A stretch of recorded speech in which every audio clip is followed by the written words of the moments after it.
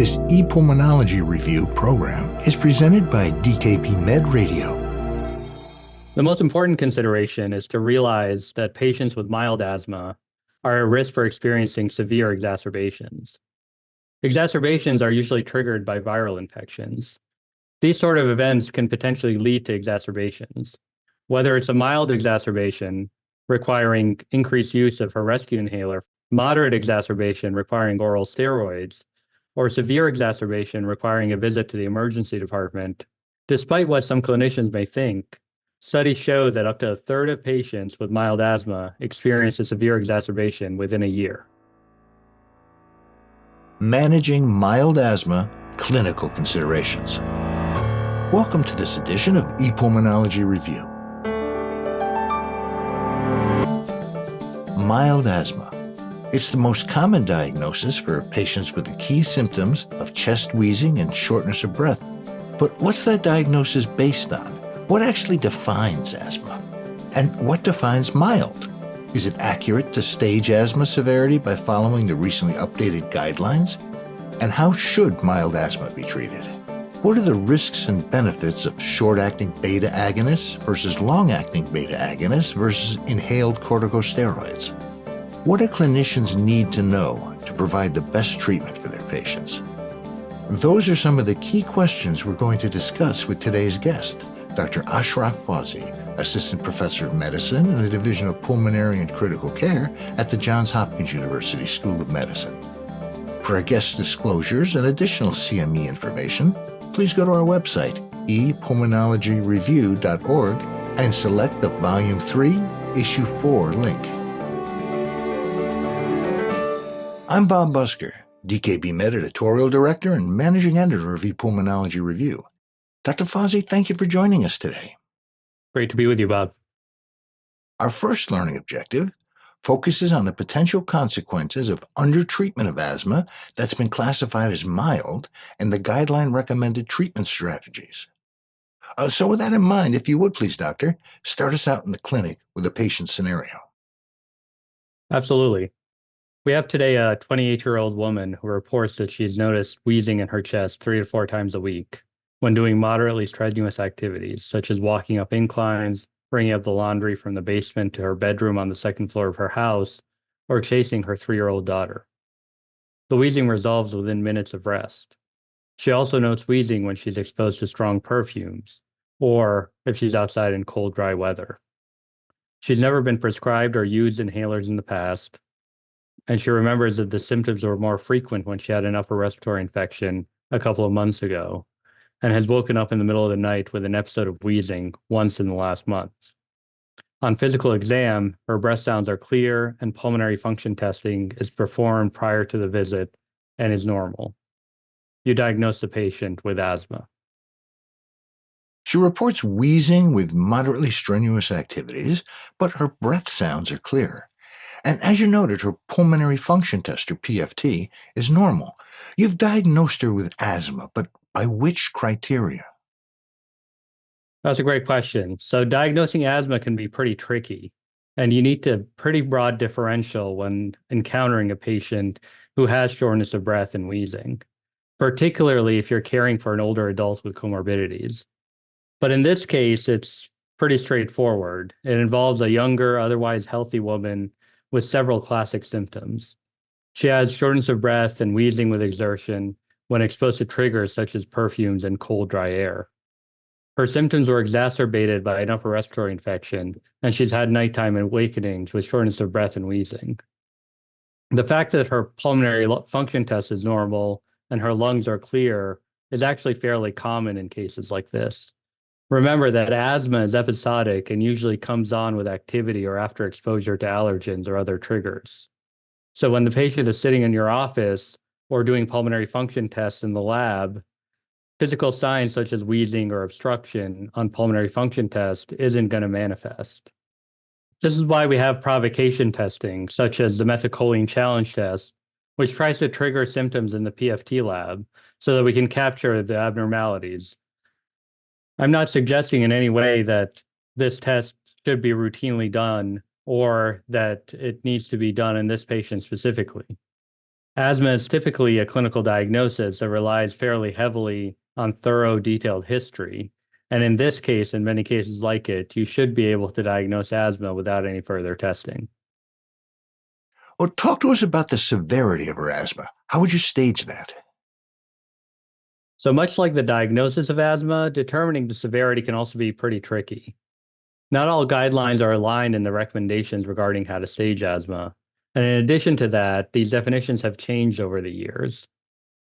There are three organizations that we need to be aware of who produce asthma guidelines. There's the European Respiratory Society and the American Thoracic Society, or ERS and ATS, which put out joint guidelines. The second one is GINA, which stands for the Global Initiative for Asthma, and is probably the most well-known of these organizations. The third is the National Asthma Education and Prevention Program Coordinating Committee Expert Panel Working Group, which is part of the National Heart, Lung, and Blood Institute, or NHLBI for short. In the mid-2000s, the ERS, ATS, and GINA guidelines shifted how they stage asthma. Their new staging definition requires asthma to be staged retrospectively, meaning that the stage of asthma is based on the level of treatment required to control symptoms and exacerbations. So essentially, the asthma severity is based on how difficult it is to treat. In this case, the patient has never been prescribed inhalers, nor has she ever used them before.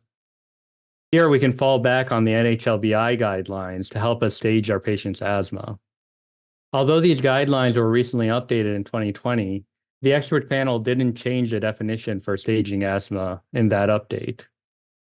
In this case, our patient falls under the mild persistent asthma definition since she's having symptoms at least twice a week, nighttime awakenings 3 to 4 times a month, and has normal lung function. You've diagnosed this patient with mild asthma. What would be your key considerations for prescribing therapy? The most important consideration is to realize that patients with mild asthma are at risk for experiencing severe exacerbations. Exacerbations are usually triggered by viral infections. And if you remember back to our story, this patient experienced worse symptoms when she had a viral infection. These sort of events can potentially lead to exacerbations, whether it's a mild exacerbation requiring increased use of her rescue inhaler, for instance, moderate exacerbation requiring oral steroids, or severe exacerbation requiring a visit to the emergency department or a hospitalization. Despite what some clinicians may think, studies show that up to a third of patients with mild asthma experience a severe exacerbation within a year. With that in mind, what would be your treatment of choice in this patient? First, let's do a quick cursory review of the pathophysiology of asthma. Shortness of breath and wheezing in asthma stem from inflammation in the airways, which leads to bronchoconstriction. An asthma exacerbation occurs when the inflammation gets out of control. Because inflammation is so important in asthma, an inhaled corticosteroid, or ICS, is critical because it targets and decreases that inflammation and has been shown by several studies to be the best therapeutic option for reducing the risk of severe exacerbations. For our patient, even though she has mild asthma, as we said earlier, she's still at risk for experiencing severe exacerbations. Because of this, a regimen containing an inhaled corticosteroid should be prescribed to this patient. An effective inhaled corticosteroid regimen, ICS. What would that be? What does the evidence say? Things have changed fairly significantly over the past 5 years because of new evidence, and all three of the guidelines we mentioned earlier have altered their recommendations. For mild asthma, you have the choice between a maintenance ICS plus as needed short-acting beta agonist or SABA, or a combined inhaler with ICS and long-acting beta agonist for formoterol used as needed when symptoms arise. As I mentioned, there were several studies that support using as needed ICS for formoterol for individuals with mild asthma. One of these, O'Brien and colleagues, which was published in the New England Journal of Medicine in 2018, was a randomized control trial that randomized participants to one of three arms. The first was as-needed short-acting beta agonist, like albuterol, used alone. The second arm was a maintenance ICS with as-needed short-acting beta agonist. And the third was as-needed ICS for formoterol. In the study, they found that maintenance ICS and as-needed ICS for formoterol were similar in preventing asthma exacerbations in people with mild asthma. However, maintenance ICS was superior to ICS for formoterol in controlling asthma symptoms, but ICS for formoterol was better than as-needed SABA. The biggest issue with using maintenance ICS are poor adherence and potential systemic side effects of the steroid.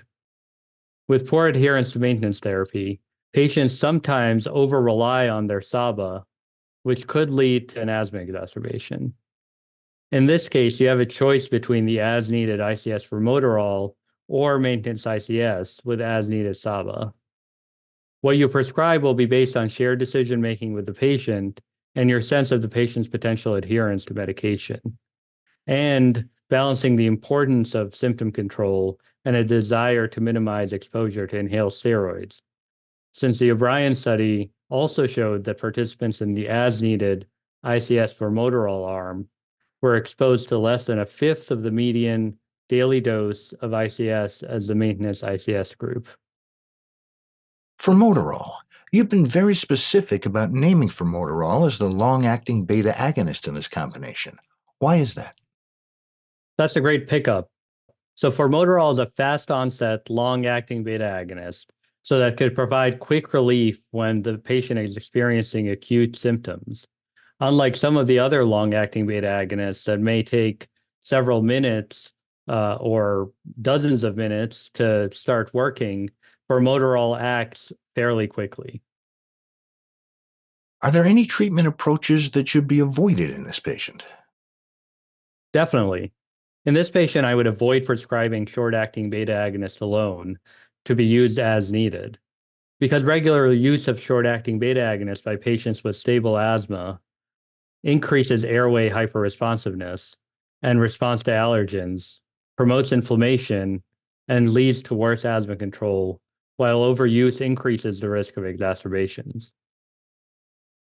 Well, thank you, Doctor, for that very interesting and thought-provoking discussion. Our learning objective for this part of the program is to describe the potential consequences of undertreating asthma that is classified as mild and the guideline recommended treatment strategies. Under that umbrella, what are the key things you'd want our learners to take away from our discussion? I have four key takeaways from this. First, the definition of mild asthma varies and has changed over time. The second one is that patients with mild asthma have been found to be at risk for experiencing severe exacerbations. The third one is that using an inhaled corticosteroid-containing regimen, either as a maintenance inhaler or as needed, for patients with mild asthma has been shown to reduce the risk of severe exacerbations. And finally, adherence to inhaled corticosteroid maintenance therapy is often poor. Thank you for sharing your insights, Doctor. And we'll return with Dr. Ashraf Fawzy from Johns Hopkins in just a moment. Providing the best care for your patients takes more than identifying the most relevant information. It takes expert opinion and analysis of the data, combined with expert advice about how to most effectively put that information into practice. It takes the Johns Hopkins University School of Medicine e-literature reviews. Top experts in their specialties, selecting the most important peer-reviewed literature, analyzing the information, and explaining what it can mean to clinical practice. E-literature reviews, independent medical education, CME, certified by Johns Hopkins University School of Medicine, and presented without charge by DKB Med. Welcome back to ePulmonology Review. Our guest is Dr. Ashraf Fawzy, Assistant Professor of Medicine in the Division of Pulmonary and Critical Care at the Johns Hopkins University School of Medicine. Our topic is mild asthma, and we've been discussing the potential consequences of undertreating it. Let's turn now to our second learning objective, Explain the key considerations when choosing between PRN budesonide formoterol and maintenance inhaled corticosteroid therapy in reducing the risk of severe exacerbations in patients with mild asthma. So, with that in mind, if you would please, Dr. Fawzy, take us back to the clinic with another patient scenario. Certainly. So, this case, we have a 48-year-old man who presents to your clinic for evaluation of limited exercise tolerance with wheezing. He reports a history of childhood asthma that he says disappeared in early adulthood. He has to rest several times because of shortness of breath when exercising or walking up a steep hill. He uses an albuterol inhaler that was prescribed to him in urgent care, which tends to relieve his symptoms. He reports that he does not need it more than 5 times per week. He's woken up 3 times from sleep in the past month because of wheezing, and those symptoms were relieved when he used his albuterol inhaler. 10 months ago, he was taken to the emergency room after being unable to catch his breath at the gym and was prescribed a 5-day course of oral steroids. He's also been diagnosed with hypertension and is prescribed an antihypertensive medication that he admits he typically only remembers to take 3 times per week. You order blood work that shows an eosinophil count of 0.1 times 10 to the 9 per liter. So, this is an individual previously diagnosed with asthma, but apparently prescribed a treatment regimen that does not seem to have been optimized. In your experience, doctor, how frequently does this occur? We see this fairly often for a variety of reasons.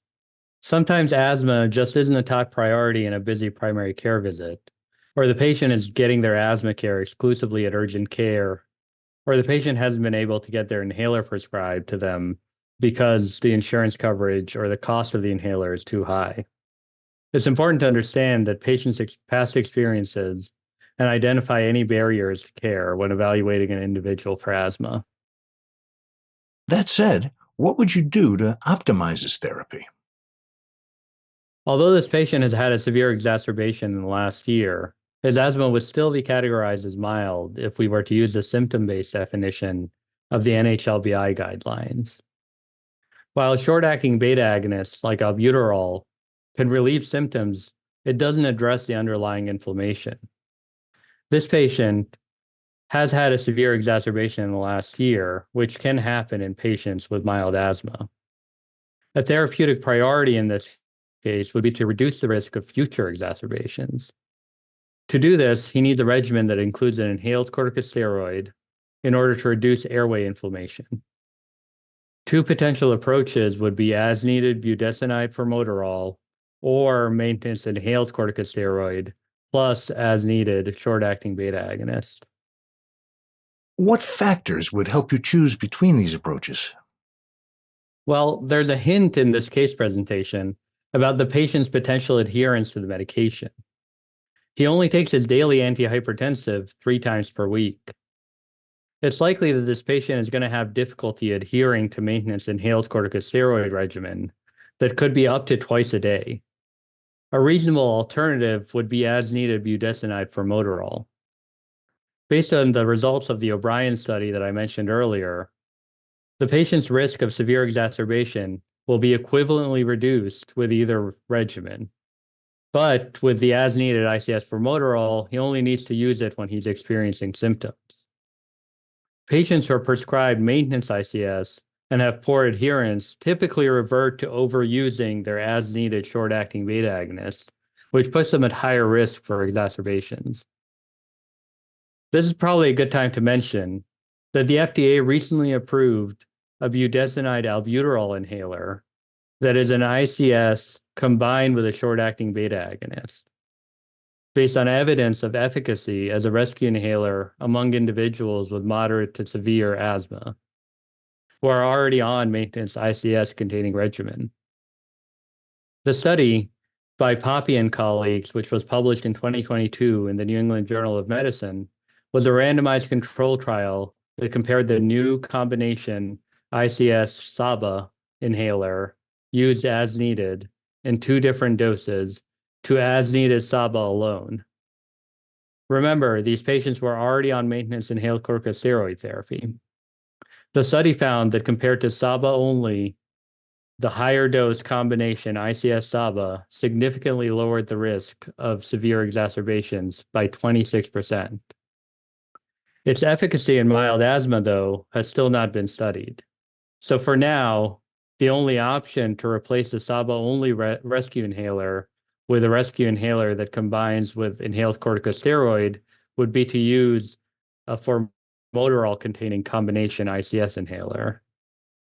And in select patients with moderate to severe asthma, you could consider this new inhaler that combines the inhaled corticosteroid with a short-acting beta agonist. But so far, it's not for people with mild asthma. So far, it's not for people with mild asthma. Good caveat. One last question on this patient, Dr. Fawzy. In the patient's situation you described, you provided the value of his eosinophil count. What role do eosinophils play in your decision making when treating this patient? To answer that, I'm going to turn to a study by Pavord and colleagues, which was published in Lancet Respiratory Medicine in 2020. Patients with mild asthma and who had a eosinophil count greater than 0.3 times 10 to the 9 per liter saw the most benefit from getting a maintenance ICS inhaler compared to those who were on as needed short-acting beta agonist alone. This patient's eosinophil count is fairly low. So combined with the concern for potentially poor adherence with maintenance inhaler regimen, this helps support the decision to prescribe as needed budesonide formoterol rather than maintenance ICS. Thank you, Dr. Fawzy.